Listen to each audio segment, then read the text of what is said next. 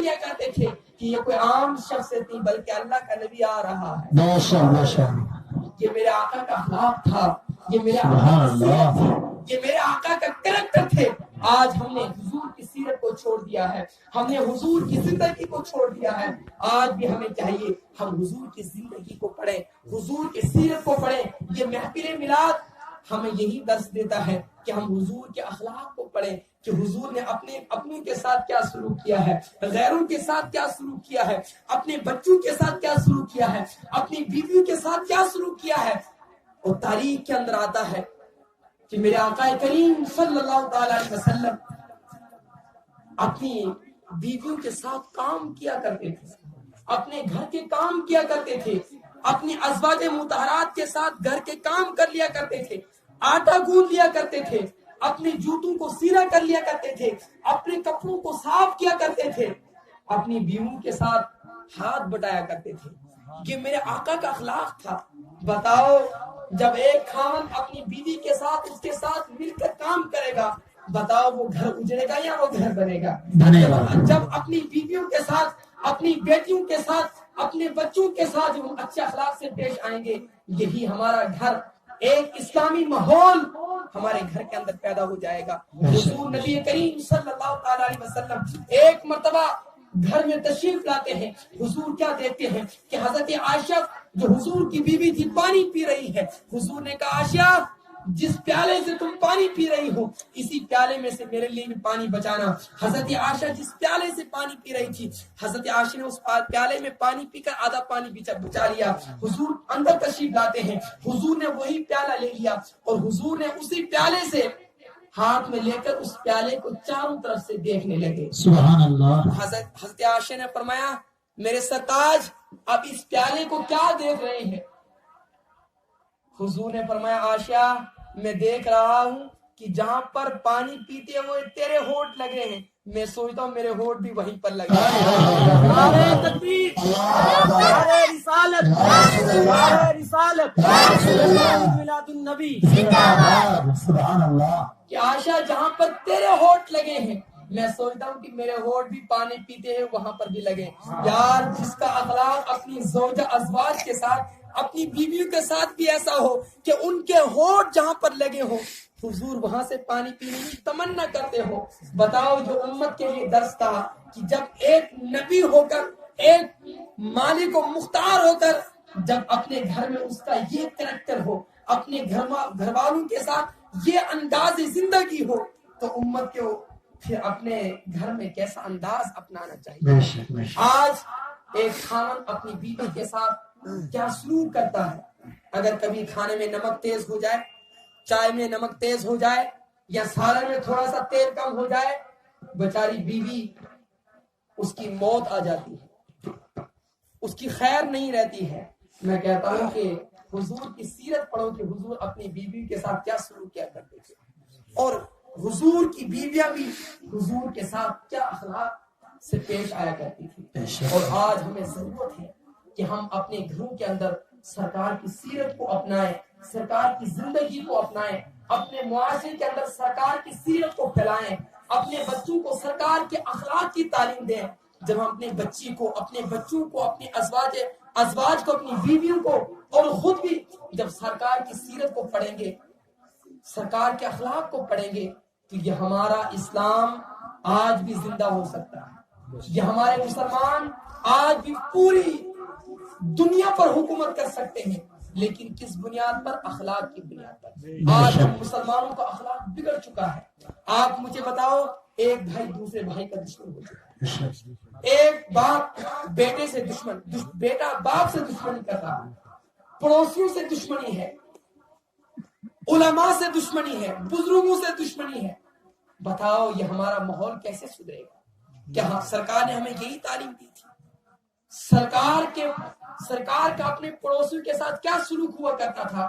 سرکار کے گھر کے سامنے ایک یہودی کا گھر تھا, وہ یہودی روزانہ اپنے گھر سے کوڑا کر جمع کر کے میرے آقا کے آنگن میں پھینک دیا کرتا تھا. لیکن میرے آقا اس سے کبھی کچھ نہ کرتے تھے, بلکہ وہ کوڑا اٹھا کے اپنے گھر کا, اور وہ کوڑا اٹھا کے باہر پھینک دیا کرتے تھے. دشمن بھی میرے آقا کو, پڑوسی کا جب دشمن جو یہودی اور جو کفار میرے آقا کے جو پڑوسی تھے، میرے آقا ان کے ساتھ بھی اخلاق مندی سے پیش آیا کرتے تھے. تو آج جو ہمارے پڑوسی کوئی کافر نہیں ہے، یہودی نہیں ہے، بلکہ مسلمان ہے، تو میرے آقا اپنے پڑوسیوں کے ساتھ کیا سلوک کیا کرتے تھے اور ہم کیا سلوک کرتے ہیں وہ آپ بھی جانتے ہیں، ہم بھی جانتے ہیں. اپنے بیٹوں کے ساتھ کیا سلوک کرتے ہیں آپ بھی جانتے ہیں، ہم بھی جانتے ہیں. اس لیے آج ہمیں ضرورت ہے کہ میلاد ایسا نہ ہو کہ آپ یہاں پر آئے ہوں اور جائیں اور آپ کو کچھ حاصل نہ ہو، بلکہ اس میلاد سے آپ یہ درس لے کر جائیں اور یہ عہد کر کے جائیں جو ہم نے یہاں پر سنا ہے، جو سرکار کی سیرت کو سنا ہے، اس پر عمل کریں اور اسی کے مطابق ہم اپنے بچوں کے ساتھ، بیویوں کے ساتھ، اپنے پڑوسیوں کے ساتھ سلوک کریں گے اور اچھے اخلاق مندی کے ساتھ ہم پیش آئیں گے. اور اختتام کے طور پر میں چند مسئلے آپ کے سامنے رکھتا ہوں، کیونکہ آپ میلاد میں آئے ہیں تو آپ یہاں سے کچھ لے کر جائیں گے. قرآن پاک میں اللہ تبارک و تعالیٰ فرماتا ہے وَآتُوا حَقَّهُ يَوْمَ حَصَادِهِ. رب فرماتا ہے اے لوگو، جب تم اپنی کھیتیوں کو کاٹو، آتو حقہ، تو ان کا حق ادا کرو. اپنی کھیتیوں کا، اپنی فصلوں کا حق ادا کرو. کھیتی اس کا حق کیا ہے؟ وہ ہے عشر. اب ہماری زمینوں سے ہم نے آج، یہ ہماری فصلوں کا موسم ہے اور تمام لوگوں نے زمین سے مکی، دھان، دال، سبزیاں وغیرہ بہت کچھ حاصل کیا ہے.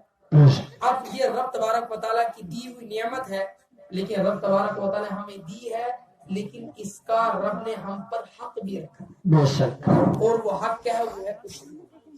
وہ کیا ہے؟ عشر. اب زمین سے جو بھی چیز نکلے، چاہے وہ مکی نکلے، دھان نکلے، مرچی نکلے، سبزیاں نکلے، دال نکلے، جو بھی زمین سے نکلے، چاہے وہ زیادہ نکلے، چاہے وہ 1 کلو ہی کیوں نہ نکلے، جو بھی زمین سے نکلے اس کا عشر ہے. اور عشر کتنا ہوتا ہے؟ 10واں حصہ. مثال کے طور پر اگر کسی کو 10 من مکی نکلی ہے تو اس کا عشر کتنا ہوگا؟ 1 من. کیونکہ 10 من میں 10واں حصہ 1 من ہے. 10 کلو نکلا ہے تو 10 کلو میں 1 کلو، 1 کلو نکلا تو 1 کلو میں 100 گرام. یعنی جتنی بھی فصل نکلی ہے اس میں سے آپ کو 10واں حصہ نکالنا پڑے گا. سبحان اللہ. اور یہ نکالنا واجب ہوتا ہے، نہیں نکالیں گے تو گنہگار ہوں گے. اور یہ کھانا جائز بھی نہیں ہوگا. اور آج ہمارے لوگوں میں پہلی بات تو عشر نکالتے ہی نہیں. بے شک. اور اگر کچھ لوگ نکالتے بھی ہیں تو پورا نہیں نکالتے ہیں. آج تک ہمارے لوگوں نے صرف، اگر کسی نکالا ہوگا صرف مکی کا نکالا ہوگا، باقی بتاؤ دال کا آج تک کسی نکالا ہے؟ کوئی نکالتا ہے. اخروٹوں کا کوئی نکالتا ہے؟ نہیں نکالتا ہے. دھان کا کوئی نکالتا ہے؟ نہیں. سبزیاں جو ہے وہ نکالتا ہے؟ نہیں نکالتا ہے. باقی رہا گھاس، گھاس کا عشر نہیں. گھاس جو ہم کاٹتے ہیں تو گھاس کا عشر نہیں ہے. گھاس کے علاوہ جو فصل نکلتی اس کا عشر ہے. لیکن جتنا بھی نکلے سب کا 10واں حصہ نکالنا پڑتا ہے.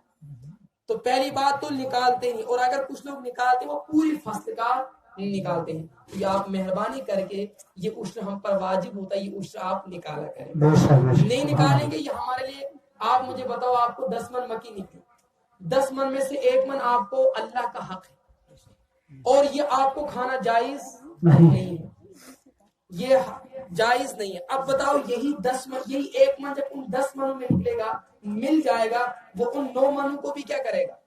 خراب کرے گا. بتاؤ آپ وہی کھائیں گے تو ہمارے لیے کھانا جائز نہیں، حرام ہے.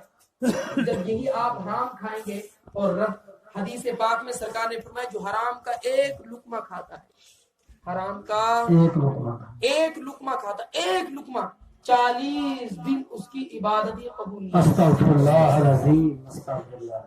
آج کل ہمیں عذاب کیوں آ رہا ہے؟ ہم بیماریاں کیوں آ رہی ہیں؟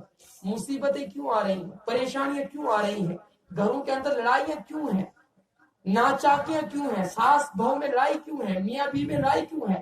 اس لیے کہ ہمارے دل صاف نہیں ہے. کیونکہ لڑائیاں اس لیے ہوتی ہیں، جب ہم اچھا کھائیں گے تو زبان سے اچھا نکلے گا، جب ہم میل کھائیں گے دل میلا ہوگا، بتاؤ پھر زبان سے اچھا نکلیں گے میل نکلے گا؟